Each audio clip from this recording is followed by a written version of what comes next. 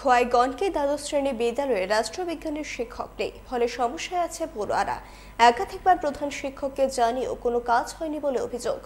বৃহস্পতিবার বাধ্য হয়ে এবিভিপির ছাত্র নেতৃত্ব বিদ্যালয়ে বিক্ষোভ প্রদর্শন করেন। শুক্রবারে বিদ্যালয়ে রাষ্ট্রবিজ্ঞানের শিক্ষক পাঠানোর আশ্বাস পেয়ে আন্দোলন প্রত্যাহার করেন তারা। আমরা বিগত বহু বছর ধরে দেখছি যে আমাদের এই গণকি এইচএস স্কুলের মধ্যে একজন পলিটিক্যাল টিচারের সমস্যা রয়েছে। আমরা বারবার মেমোরেন্ডাম দেওয়ার পরেও ওই সমস্যার সমাধান হয়নি।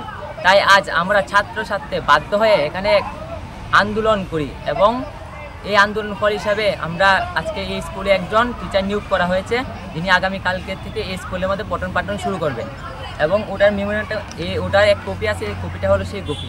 আমাদের ডিও স্যার এসে আমাদের ফোন করে আমাদের আশ্বস্ত করেছে দেওয়া হবে, তার 5 মিনিট পরেই আমাদের এই কপিটি দেওয়া হয়েছে যে এখানে টিচার নিয়োগ করা হয়েছে। সমস্যা তো আগে অনেক ছিল, কিন্তু আমাদের প্রতিবার মেমোরেন্ডাম দেওয়ার পরে সেগুলো ঠিক হয়ে গেছে। কিন্তু একটি সমস্যা ঠিক হয়নি, সেটি হলো এই পলিটিক্যাল অর্থাৎ রাষ্ট্রবিজ্ঞান টিচারের।